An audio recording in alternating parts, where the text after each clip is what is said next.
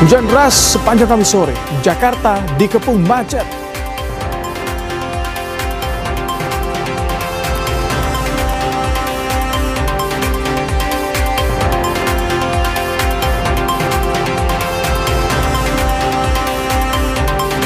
Warga Pradaluki tuntut keadilan meminta para terdakwa penganiaya putranya dihukum berat.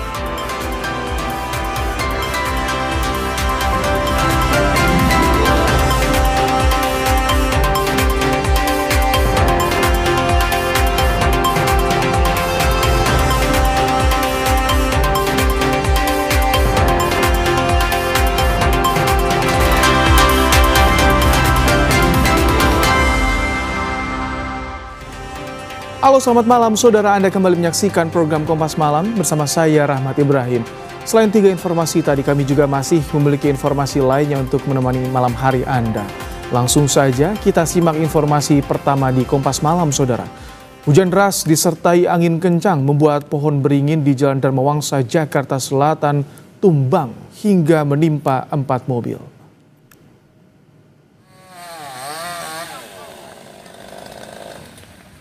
Inilah suasana ketika tim gabungan berusaha mengevakuasi kendaraan yang tertimpa pohon beringin.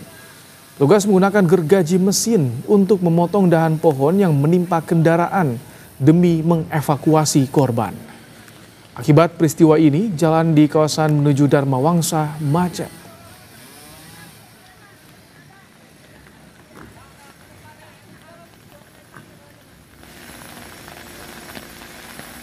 Oke, tadi sekitar pukul 3.30 itu ada hujan besar dan angin kencang sehingga menimbulkan salah satu pohon beringin itu tumbang, merobohin 3 unit mobil, 1 kendaraan bermotor yang kami lihat 4 unit mobil ya. Proses evakuasi sopir minibus korban pohon tumbang di Dharma Wangsa, Jakarta dilakukan petugas pemadam kebakaran dibantu warga. Setelah dievakuasi, korban langsung dibawa ke Rumah Sakit Pusat Pertamina untuk mendapatkan perawatan medis. Namun, nyawa korban tak tertolong.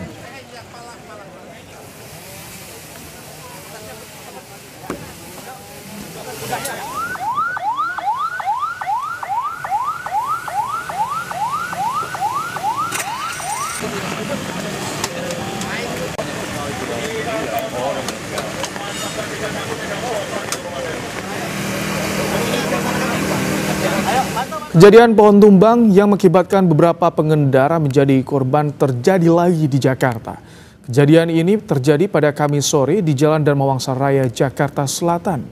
Berikut liputan jurnalis Kompas TV, Benediktus Aditya dan Janivan Prapta di Jalan Dharma Wangsa, Jakarta Selatan. Oke saudara, saat ini saya tengah berada di Jalan Dharma Wangsa Raya, di mana tadi sore di sini sempat terjadi salah satu pohon tumbang begitu ya, yang mengakibatkan beberapa unit kendaraan ini terdampak akibat pohon tumbang tersebut. Nah, untuk melihat di sebelah saya sudah terdapat salah satu mobil yang belum dievakuasi. Memang kondisinya ringsek begitu ya di bagian belakang, terutama di sini cukup parah, dan masih ada beberapa unit lagi yang terdampak akibat pohon tumbang tersebut. Nah, untuk mengetahui kejadiannya secara lebih rinci, saya sudah bersama Lurah dari Kelurahan Pulo, Kecamatan Kebayoran Baru, Jakarta Selatan, Bu Sumarni. Selamat malam, Bu Sumarni. Ya, selamat malam. Bu, boleh dijelaskan secara singkat terkait dengan kronologi kejadian pada sore hari tadi? Baik, jadi sore hari tadi kejadiannya memang hujannya sangat deras, kemudian anginnya kencang juga. Di sini memang titik terendah di wilayah kami di Kelurahan Pulo. Nah, terjadi genangan, begitu genangan macet, terus hujannya nggak berhenti-berhenti. Akhirnya terjadilah pohon tumbang ini. Pohonnya sudah cukup besar, jadi tadi jumlah mobil ada 4 unit yang terdampak, kemudian ada 1 pemotor juga, gitu. Sudah memasuki musim penghujan begitu ya. Kalau dari Ibu selaku Lurah Pulo ini, antisipasi ke depannya mengingat di daerah Ibu juga masih terdapat banyak pohon-pohon yang besar berusia tua begitu ya? Ya, jadi kami sebenarnya sebelum kejadian ini juga sudah antisipasi untuk inventarisir pohon-pohon yang sudah rawan, apalagi yang sudah besar-besar. tapi kewenangannya memang ada di instansi lain, di pertamanan dalam hal ini kami juga sudah laporkan juga. Terima kasih Bu Sumarni atas keterangannya. Saudara, kalau Anda ketahui sebenarnya kejadian pohon tumbang ini bukan pertama kali terjadi. Beberapa saat yang lalu di area Pondok Indah juga sempat terjadi pohon tumbang yang mengakibatkan mobil berjenis SUV ini juga terdampak dan menewaskan satu orang pengemudi. Nah, ini juga yang harus menjadi catatan bagi pemerintah begitu ya, untuk bisa menangani pohon-pohon yang mungkin berusia tua, karena mengingat belakangan ini juga terjadi curah hujan yang cukup tinggi disertai dengan angin yang kencang. Benediktus Aditya, Jenifan Prapta, Kompas TV, Jakarta. Saudara, dalam 1 minggu terakhir sudah 2 korban tewas akibat pohon tumbang di Jakarta. Bagaimana bentuk tanggung jawab dan antisipasi Pemprov DKI Jakarta mencegah korban di tengah cuaca buruk yang melanda? Kita akan bahas bersama dengan Chiko Hakim, staf sus Gubernur DKI Jakarta. Selamat malam, Bang Chiko. Selamat malam. Bang Chiko, ini jadi dalam sepekan 2 yang jadi korban tewas akibat pohon tumbang. Bentuk mitigasi dari Pemprov DKI seperti apa sebetulnya, Bang Chiko?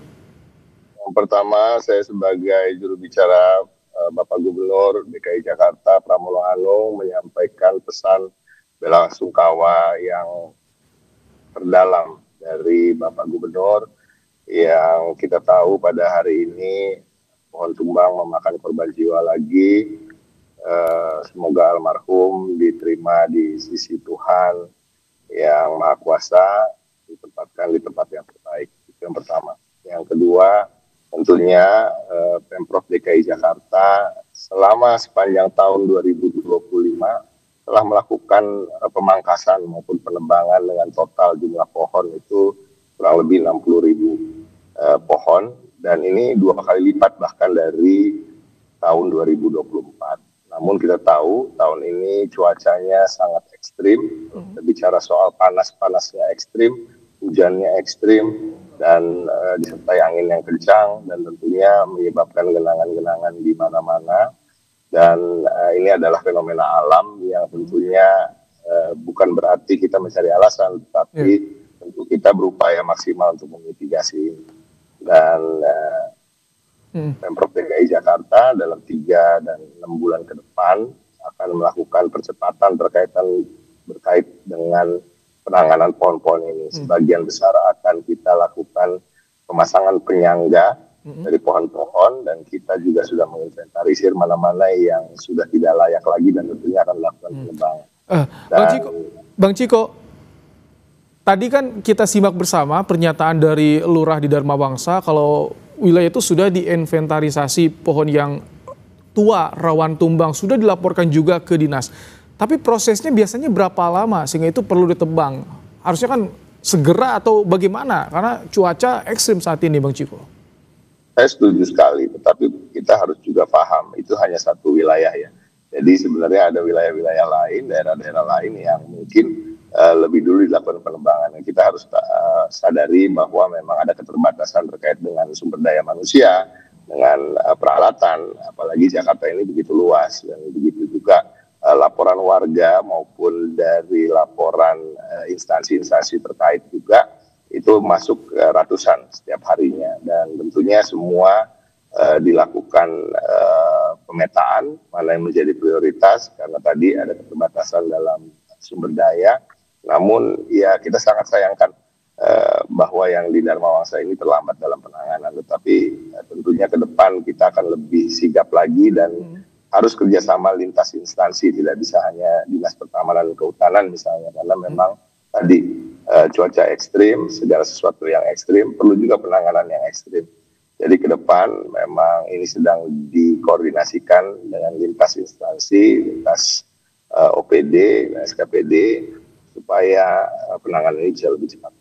Kalau tadi kan pemangkasan pohon yang tua dan juga rentan dipercepat, tapi dibilang kan rentangnya sekitar 3-6 bulan. Ini kan cukup memakan waktu begitu lama di tengah cuaca ekstrim. Nah, untuk yang mendesak yang disiapkan oleh Pemprov DKI agar tidak ada lagi korban itu bagaimana? Dengan penyangga sudah berapa persen, Bang Chiko, yang sudah terpasang? Karena detail saya belum mendapatkan update ya dari Dinas Pertamanan maupun Kehutanan. Namun secara global, saya telah masuk ke dalam dashboard Dinas Pertamanan dan Kehutanan sampai dengan Oktober 2025 ini ada 273 kasus ya terkait dengan pohon tumbang. Nah, pemangkasannya tadi seperti saya sampaikan sudah dilakukan 60 ribuan dan itu tidak sedikit. Ya, 60 ribu sepanjang tahun 2025 sebenarnya tidak sedikit sama sekali karena itu 2 kali lipat dari yang dilakukan di 2024. Tapi kembali lagi, karena cuaca ini tidak bisa kita antisipasi, kita yang kita bisa lakukan adalah berikhtiar untuk melakukan yang terbaik dan secepat-cepatnya semampu kita tentunya untuk melakukan penebangan. Dan harapan kita juga masyarakat juga tidak berhenti untuk kemudian memberikan laporan bisa via Jaki atau bisa via langsung ke kelurahan atau kecamatan dan RT RW setempat untuk kemudian itu bisa ditindaklanjuti. Tapi Bang Ciko, kembali lagi. Ini kan kalau bicara soal bagaimana pemangkasan pohon juga ada juga yang mempertanyakan soal kebutuhan untuk penghijauan kota. Tapi di sisi lain soal keselamatan ini yang juga lebih penting. Ada kajiannya atau seperti apa yang akan direncanakan oleh Pemprov DKI Jakarta, Bang Ciko? Kita akan terus mengkaji dan mencoba mencarikan solusi yang terbaik. Itu tadi saya sepakat bahwa memang terkait dengan pemangkasan atau penebangan. Kalau pemangkasan ini kan mungkin cuma cabang, dahan dan lain-lain ya. Tapi kalau penebangan itu juga perlu kita pertimbangkan. Apalagi tadi penghijauan kota, apalagi permasalahan kota ini kan bukan hanya hujan, tapi juga polusi yang tentunya salah satunya juga ditangkal dengan keberadaan pohon-pohon dan kerindangan kota itu sendiri. Tetapi kemudian tentu ke depan akan banyak kajian-kajian apakah pohon seperti apa, penghijauan seperti apa yang dibutuhkan. Ya, artinya jenis-jenis pohon yang mungkin tidak terlalu besar dan lain-lain, tapi Jakarta ini bisa hijau. Tapi ya ke depan tentu ini suatu musibah yang ya harus kita lalui. Tetapi kemudian tentunya kami akan melakukan upaya yang terbaik untuk bisa. Terima kasih Ciko Hakim, staf sus Gubernur DKI Jakarta telah bergabung di program Kompas Malam hari ini. Terima kasih. Iya. Sementara itu, saudara, tak hanya soal pohon tumbang, macet juga terlihat di Jalan Semanggi akibat cuaca buruk yang menimpa Jakarta pada Kamis sore. Hingga pukul 20.30 Kamis malam, kepadatan terjadi di tol dalam kota Semanggi arah Cawang. Antrean kendaraan mengular di ruas Jalan Gatot Subroto arah Pancoran, sementara arah sebaliknya mulai lancar.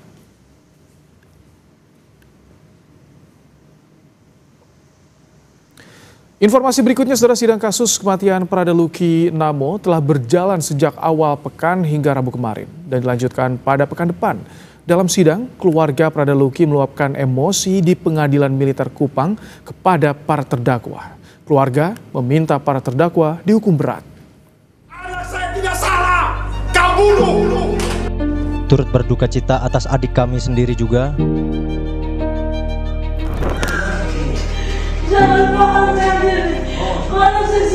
22 terdakwa kasus tewasnya Prada Luki menjalani sidang perdana. Orang tua dan keluarga besar Prada Luki tak pernah absen dalam sidang. Dalam persidangan, ayah Prada Luki, Pelda Christian Namo, sempat bercerita bagaimana ia dan sang istri hancur hati ketika tahu anaknya meninggal dunia diduga karena dianiaya seniornya. Ayah Prada Luki minta seluruh terdakwa dihukum berat. Saya keras di Bapak mengenai saya berongkar. Kenapa saya anggota TNI Bapak demi nama Tuhan? Saya sangat cinta dengan TNI. Merah putih Bapak saya adalah mati. Izin, siap izin Bapak yang mau izin karena siap isi saya menangis. Jiwa saya merongkar. Siap, mungkin itu. 22 tersangka hukuman mati. Anak saya tidak salah, kau bunuh. Hukuman mati. Ingat Bapak, sampai dunia tahu. Hukuman mati. Sementara salah satu terdakwa yang diduga menganiaya korban Letda Tarik Singajuru meminta maaf pada keluarga Prada Luki dan berjanji akan bertanggung jawab atas apa yang dilakukan. Turut berduka cita atas adik kami sendiri juga, yaitu anggota kami juga di batalion binaan kami juga. Kami juga meminta maaf atas apa yang kami lakukan dan kami akan bertanggung jawab atas yang kami lakukan. 22 terdakwa menjalani sidang dan dibagi dalam 3 berkas perkara. Para terdakwa dituntut maksimal 9 tahun penjara dan terancam hukuman tambahan berupa pemecatan dari dinas militer atas dugaan perbuatan menganiaya Prada Luki Saputra Namo hingga korban mengalami luka berat dan meninggal di Rumah Sakit Nagekeo pada 6 Agustus 2025. Persidangan terbuka untuk umum dan disiarkan di kanal YouTube agar proses persidangan bisa dimonitor seluruh masyarakat. Sidang akan kembali dilanjutkan pekan depan. Citros Natun, Kompas TV, Kupang, Nusa Tenggara Timur. Kejaksaan Negeri Kota Bandung memeriksa Wakil Wali Kota Bandung, Erwin, dalam kasus dugaan tindak pidana korupsi.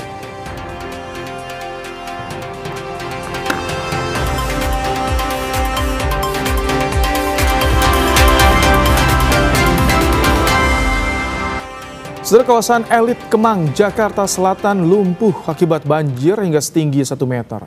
Banjir juga diperparah karena aliran kali Krukut meluap. Banjir dengan ketinggian 1 hingga 1,5 meter membuat aktivitas warga lumpuh total. Warga pun menunggu bantuan dari tim SAR untuk mencapai tujuan dan keluar dari kepungan banjir. Lalu lintas lumpuh, kendaraan tidak bisa melewati jalanan yang terendam banjir.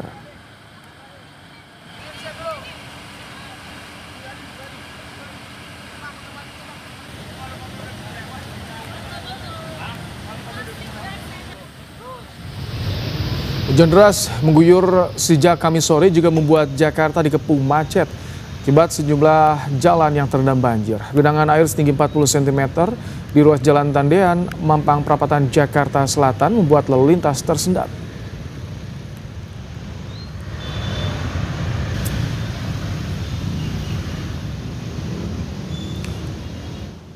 Untuk mengetahui kondisi lalu lintas terkini, kita telah bergabung bersama jurnalis Kompas TV, ada Ihsan Wangga di Kemang Raya, dan juga ada Asri Gunawan dan Ian Faris di kawasan Semanggi, Jakarta. Kita ke Asri terlebih dahulu. Selamat malam. Asri, bagaimana pantauan arus lalu lintas di sana? Pantauan kami arus lalu lintas di Jalan Gatot Subroto arah ke Pancoran, atau tepatnya di titik saya melaporkan di pos polisi Simpang Susun Semanggi. Saat ini kemacetan sudah mulai terurai, dan kalau dibandingkan dengan 1 jam sampai dengan 30 menit yang lalu, arus atau laju kendaraan ini relatif lebih cepat. 30 menit sampai 1 jam yang lalu, Ibrahim dan saudara, laju kendaraan ini melambat, bahkan tersendat atau bisa dikatakan stuck di beberapa titik. Kemudian juga kalau bisa saya ceritakan, tadi perjalanan saya dari seberang JCC di Jalan Gatot Subroto menuju titik saya melaporkan yang jaraknya kurang dari 2 km, butuh waktu tempuh 30 menit. Padahal kalau normalnya ini di bawah 10 menit. Dan juga bisa saya sampaikan bahwa saat ini di jalur atau di lajur 3 lajur paling kiri ini sudah mulai cepat laju kendaraannya. Hanya saja masih ada antrean kendaraan yang mengular di lajur paling kanan menuju ke gerbang tol dalam kota. Kemudian kemacetan tidak hanya terjadi di titik saya melaporkan atau di kawasan Semanggi, tetapi juga kalau dari pantauan PT Jasa Marga, kemacetan juga terjadi di Pejompongan kilometer 10 hingga Selipi kilometer 12 arah Kebonjeruk. Kemudian kepadatan kendaraan juga terjadi di Angke kilometer 16 hingga Kapuk kilometer 21. Dan hujan deras yang mengguyur kawasan DKI Jakarta dan sekitarnya memberikan dampak yang cukup signifikan terhadap arus lalu lintas di kawasan ibu kota. Tidak hanya itu, tetapi juga volume kendaraan yang terus meningkat, apalagi di jam-jam pulang kerja atau di peak hour. Tentu saja ini menambah volume kendaraan dan menyebabkan kepadatan terjadi di sejumlah ruas jalan di Jakarta begitu. Kemudian di kawasan saya melaporkan, bisa dikatakan juga ini kawasan perkantoran dan juga ada beberapa pertemuan jalur atau pertemuan dari beberapa arah begitu, sehingga ini juga yang menyebabkan kemacetan yang terjadi di kawasan Semanggi. Kemudian Ibrahim, pantauan saya tadi ada sejumlah truk yang merupakan angkutan barang atau angkutan muat begitu yang melintas di bawah jam 10 atau sebelum jam 10. Padahal kalau aturannya seharusnya truk-truk yang mengangkut muatan atau barang ini baru bisa melintas di pukul 10 lewat. salah satunya juga ada yang sedang melintas ini, truk angkutan yang memang seharusnya tidak diperbolehkan. Ini juga yang menambah kemacetan atau kepadatan yang terjadi di kawasan Semanggi. Kemudian saat ini juga petugas, khususnya polisi lalu lintas, terus melakukan penguraian dan juga mengamankan ataupun juga mengurai kemacetan begitu untuk agar lalu lintas yang terjadi ataupun juga kelancaran lalu lintas di kawasan Semanggi ini bisa kembali normal seperti pada biasanya. Kembali ke Anda, Ibrahim. Baik, Asri Gunawan melaporkan bagaimana di kawasan Semanggi begitu padat. Lalu kita bergeser ke kawasan Kemang, ada Ihsan Wangga. Ihsan, bisa diceritakan bagaimana situasi lalu lintas di tempat Anda melaporkan saat ini, Ihsan? Baik, saat ini saya berada di jalan Antasari Raya, di mana kondisi jalan ini terpantau macet, bahkan padat dari kendaraan roda 2 maupun roda 4. Kepadatan ini atau kemacetan ini didampak dari banjir yang melanda Kemang Raya menuju Bangka. Kondisi tersebut lumpuh total, bahkan kendaraan roda 2 yang ingin melintas Kemang sampai menunggu hingga surut. Kepadatan yang terjadi, bagaimana upaya dari polisi untuk bisa mengurai kepadatan di sana? Baik, Ibrahim, petugas Satlantas Polres Jakarta Selatan sudah di lokasi kemacetan, sudah melakukan pengaturan lalu lintas dari arah Blok M menuju Antasari. Memang ini terjadi kepadatan, pasalnya memang di kawasan ini memang adanya dampak banjir dapat disahir. Baik, sebelah arus lalu lintas dialihkan ke jalur yang tidak terimbas kemacetan. Terima kasih Ihsan Wangga untuk laporan Anda dari kawasan Kemang Raya. Sebelumnya ada Asri Gunawan dari kawasan Semanggi. Selamat bertugas kembali kawan-kawan. Ya, setelah hujan deras yang mengguyur Jakarta sejak Kamis sore membuat permukiman warga di kawasan Makassar, Jakarta Timur terendam banjir. Hujan deras dan meluapnya aliran Kali Ciliwung membuat permukiman warga Jalan Kerja Bakti, Kelurahan Makassar, Jakarta Timur pada Kamis malam. Ketinggian banjir mencapai 60 cm, membuat aktivitas warga terganggu. Sebagian warga memilih mengungsi.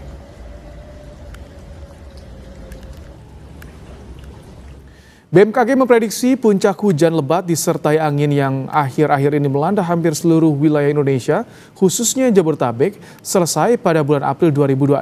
Disampaikan Kepala BMKG Dwi Korita Karnawati, selesai di bulan April tahun 2026 mendatang. Puncaknya sebetulnya di bulan November, Desember. Jadi kemarin itu belum puncak. Kalau selain wilayah ini, ada wilayah yang prediksinya, jadi yang Indonesia bagian barat dan sebagian Indonesia tengah itu puncaknya November-Desember. Sisanya itu Januari-Februari. Jadi nanti akan terus-terus silih berganti sampai bulan Februari. Musim hujannya berakhir kira-kira April. Informasi berikutnya, Saudara, Kejaksaan Negeri Kota Bandung memeriksa Wakil Wali Kota Bandung Erwin dalam kasus dugaan tindak pidana korupsi.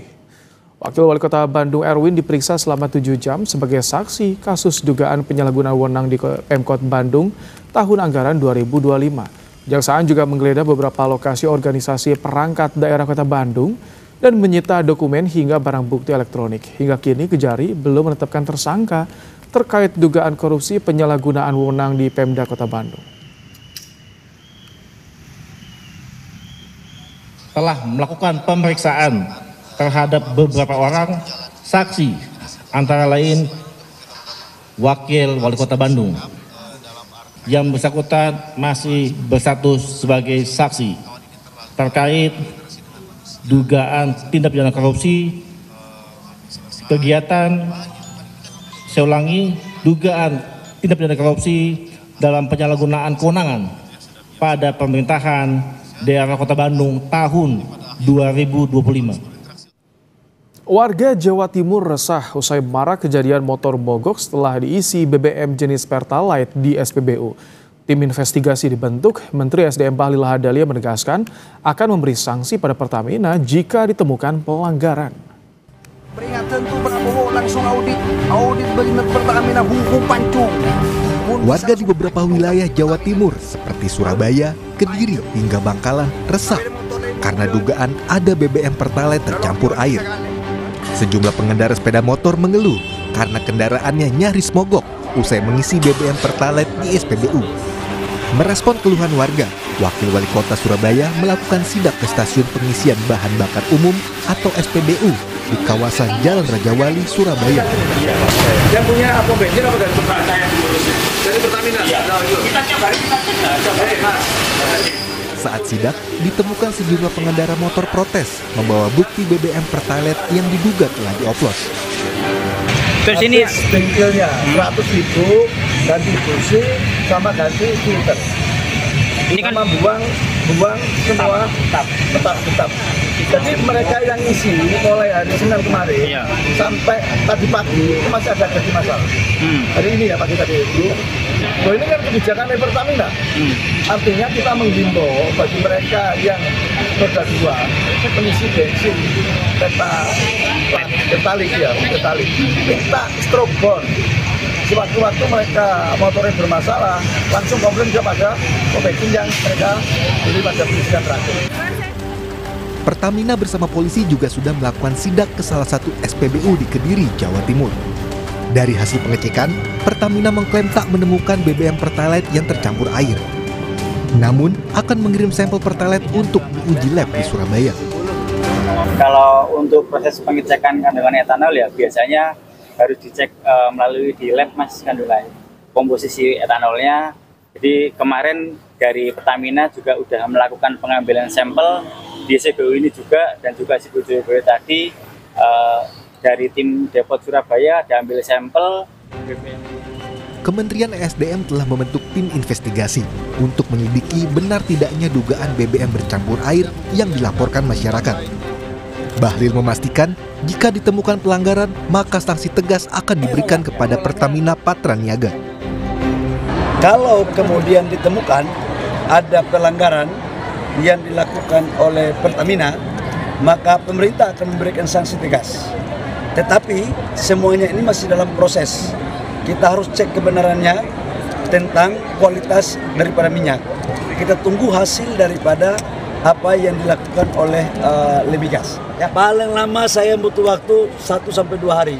Besok saya akan rapat langsung memimpin di Jakarta. Ada tim khusus Pak untuk menyelidiki ini, ada tim khusus? Ada tim, saya sudah turunkan tim. Dirjen Migas, Lemigas, BPH Migas, dan tim dari Pertamina Patraniaga. Ya. Dalam upaya menanggapi keluhan soal kualitas produk BBM, Pertamina membuka pos pelayanan dan pengaduan bagi konsumen yang terdampak BBM jenis Pertalite.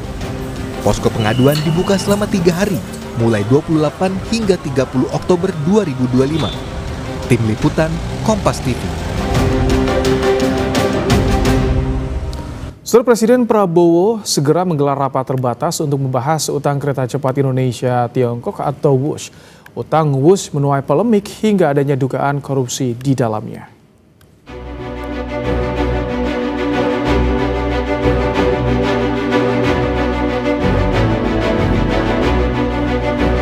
Polemik utang pembiayaan kereta cepat Jakarta-Bandung WUS terus bergulir. Presiden Prabowo Subianto akan menggelar rapat terbatas untuk membahas utang kereta cepat Indonesia-Tiongkok atau WUS. Itu nanti dibahas khusus. Maksudnya nanti akan ada rapat khusus ada dengan pembahasan Presiden? Khusus untuk itu. Dengan Presiden, Pak? Ya. Mbak Sita. Kapan Pak kira-kira Pak Kamis Pak Erlangga? Menteri Keuangan Purbaya Yudi Sadewa menanggapi pernyataan Presiden ke-7 RI Joko Widodo yang menyebut proyek WUS bukan semata mencari keuntungan finansial. Menurut Purbaya, pernyataan Jokowi ada benarnya, meski manfaat pengembangan kawasan belum sepenuhnya terasa. Ada betulnya juga sedikit, karena kan WUS itu sebetulnya ada misi regional development juga kan. Tapi yang regionalnya belum dikembangkan, mungkin di mana ada pemberhentian di sekitar jalur WUS supaya ekonomi di sekitar itu tumbuh. Itu yang mesti dikembangkan ke depan. Jadi sebelumnya Jokowi menyatakan WUS tidak ditujukan mencari laba, melainkan investasi sosial jangka panjang. Jokowi bilang proyek WUS untuk mengatasi kemacetan di Jabodetabek dan Bandung yang semakin parah. Jadi sekali lagi, transportasi massal, transportasi umum itu tidak diukur dari laba, tetapi adalah diukur dari keuntungan sosial, social return on investment. Peneliti Pusat Kajian Anti Korupsi UGM Jainur Rohman menilai, pembengkakan biaya proyek WUS membuktikan potensi masalah di dalamnya hingga butuh audit investigatif. Audit investigatif untuk membuka ini semua. Apakah betul telah terjadi tindak pidana atau murni itu persoalan kegagalan di dalam perencanaan. Bahwa proyek KCIC ini mengandung masalah, jelas terjadi off-run lebih dari 30%. Juga beban operasionalnya juga sangat tinggi, beban utangnya juga sangat banyak, harus dicicil dalam jangka waktu yang sangat panjang, bahkan 40-60 tahun. Ini kan artinya ada problem di dalam proyek tersebut. Pertanyaannya, problem dalam proyek tersebut itu karena perencanaan yang buruk atau markup di dalam pembangunan. Nah, untuk sampai pada jawaban itu membutuhkan audit. Dugaan korupsi dalam proyek pembiayaan WUS terendus KPK. Lembaga anti rasuah tersebut telah memulai penyelidikan sejak awal 2025. Karena memang masih di tahap penyelidikan, informasi detail terkait dengan progres atau perkembangan perkaranya belum bisa kami sampaikan secara rinci. Oleh karena itu, KPK juga terus mengimbau kepada masyarakat siapapun yang memiliki informasi ataupun data yang terkait dengan hal tersebut bisa menyampaikan kepada KPK. Selain solusi soal utang bernilai jumbo, publik ini menantikan pengusutan yang transparan terkait dugaan korupsi proyek kereta cepat WUS. Tim Liputan Kompas TV. Jelang sidang paripurna hak angket pemakzulan Bupati Pati Sudewo, pengamanan kantor DPRD diperketat untuk aksi massa.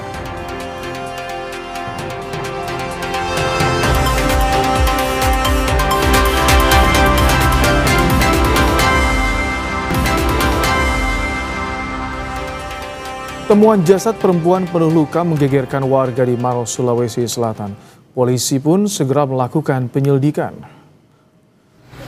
Korban diketahui merupakan staf Kelurahan Kalabirang, Kecamatan Bantimurung, Kabupaten Maros. Dari hasil olah TKP, polisi menemukan sebilah senjata tajam. Saat ini polisi masih melakukan penyelidikan.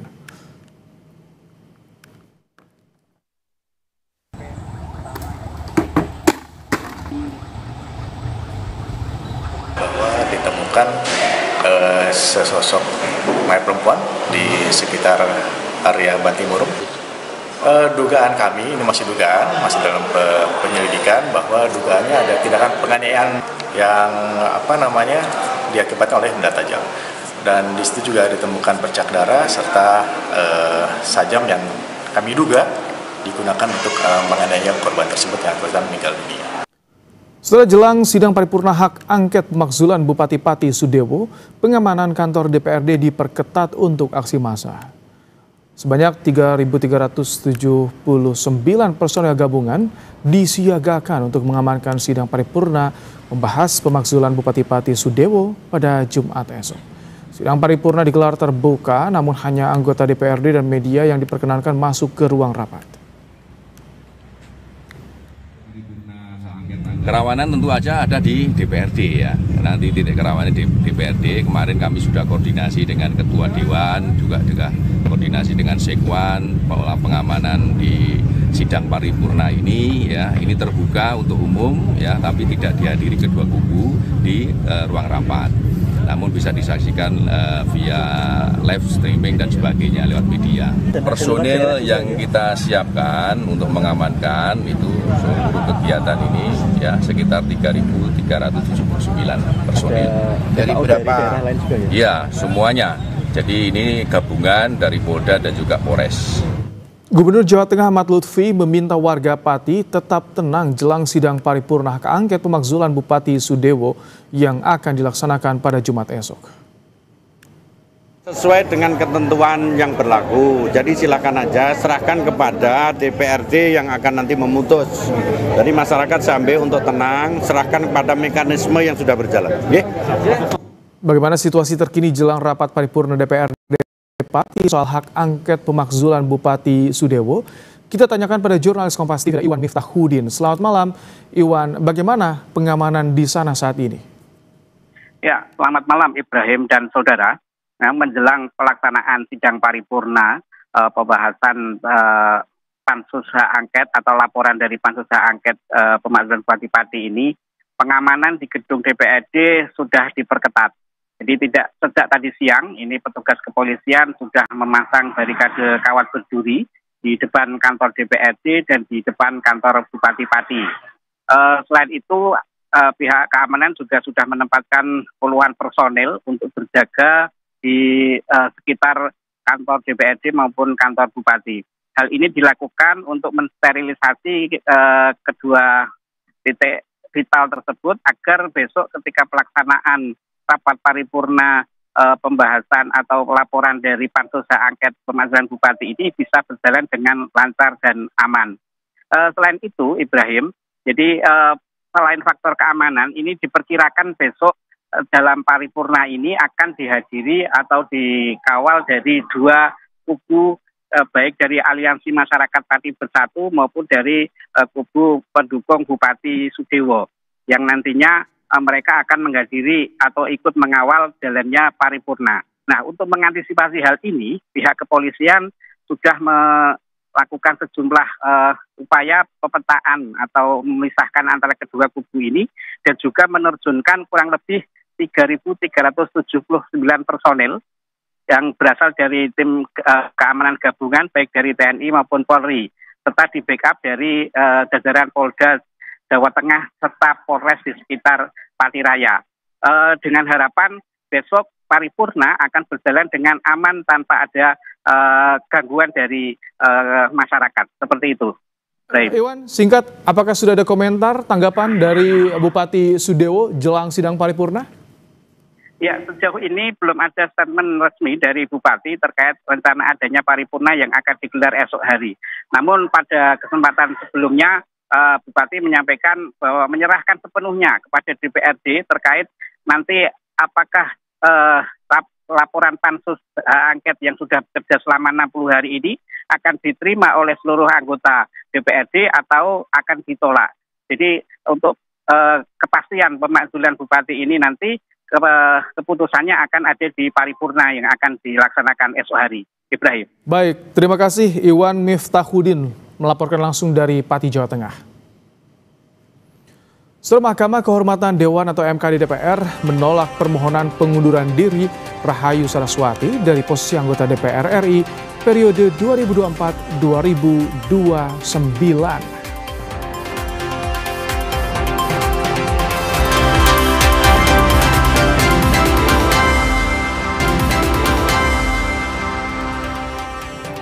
Truk tronton yang dijadikan mobil derek ludes terbakar. Api diduga berasal dari korsleting pada bagian mesin mobil.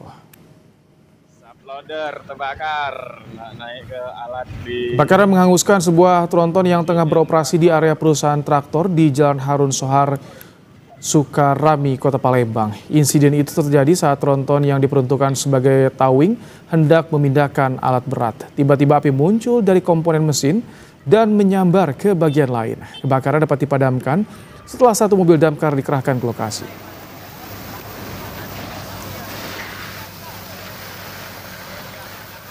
Saudara, polisi memburu pria yang mengancam seorang pedagang dengan menggunakan senjata tajam di pasar tradisional Jombang Ciputat, Tangerang Selatan, Banten. Video amatir memperlihatkan saat pelaku mengejar dan mengancam korban menggunakan senjata tajam pada 29 Oktober lalu. Pedagang ketakutan hingga berteriak histeris. Kejadian dipicu korban tak memberi uang yang diminta pelaku. Emosi, pelaku lantas merusak dagangan korban dan menyerang korban. Korban melaporkan kejadian ini ke polisi. Korban ini sering mendapatkan intimidasi, pemalakan. Awalnya meminta uang, yang uang jago ya, di situ 50.000 sebanyak 4 kali. Terus yang terakhir kemarin minta 100.000, sampai akhirnya minta uang 5.000 nggak dikasih, marah, ribut sampai merusak barang dagangan. Artinya pelaku saat ini masih dalam proses pengejaran, Pak? Ya, masih dalam proses penyelidikan dari tim Opsnal. Mahkamah Kehormatan Dewan atau MKD DPR RI menolak permohonan pengunduran diri Rahayu Saraswati dari posisi anggota DPR periode 2024 hingga 2029. Hal tersebut berdasarkan hasil rapat internal yang tertuang di dalam surat keputusan MKD. MKD juga telah menerima surat dari Majelis Kehormatan Partai Gerindra. Sebelumnya, Rahayu sempat mengajukan pengunduran diri sebagai anggota DPR pada akhir Agustus lalu.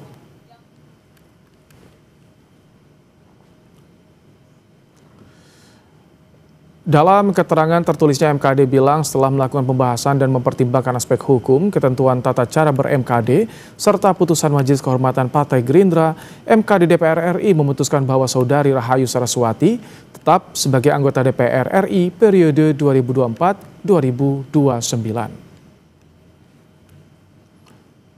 Saudara, Polda Metro Jaya masih mengusut kasus dugaan pencemaran nama baik yang dilaporkan Presiden ke-7 Joko Widodo terhadap Roy Suryo CS terkait tudingan ijazah palsu.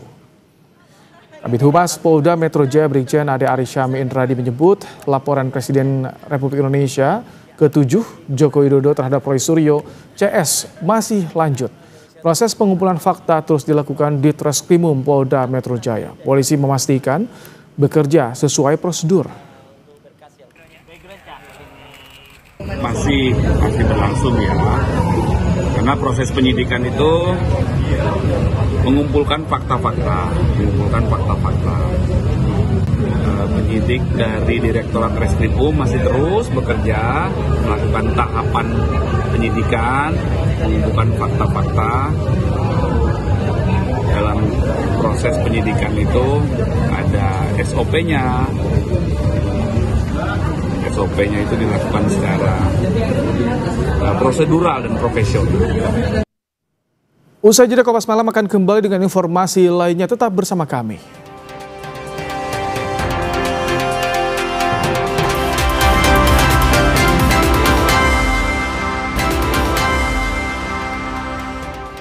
Hujan deras dan angin kencang mengakibatkan banyak pohon tumbang di Jakarta. Salah satunya di Pasar Rebo, Jakarta Timur.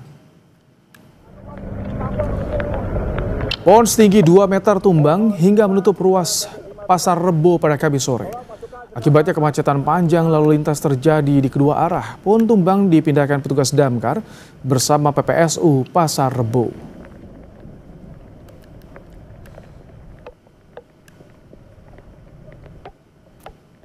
Hujan deras disertai angin kencang membuat pohon beringin di Jalan Dharma Wangsa, Jakarta Selatan tumbang hingga menimpa 4 mobil. Inilah suasana ketika tim gabungan berusaha mengevakuasi kendaraan yang tertimpa pohon beringin. Tugas menggunakan gergaji mesin untuk memotong dahan pohon yang menimpa kendaraan demi mengevakuasi korban. Akibat peristiwa ini, jalan di kawasan menuju Dharma Wangsa macet.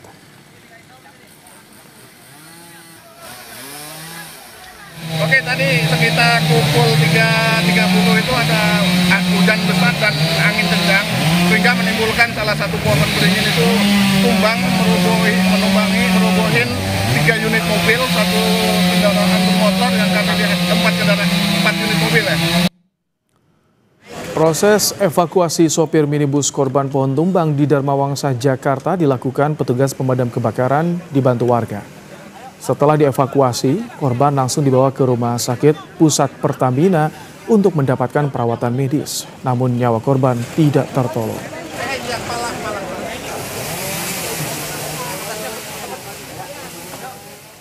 Dalam keterangannya kepada Kompas TV, Kepala Pusat Data Informasi BPBD Jakarta, Muhammad Yohan, mengatakan korban sudah dinyatakan meninggal dunia oleh dokter Rumah Sakit Pusat Pertamina.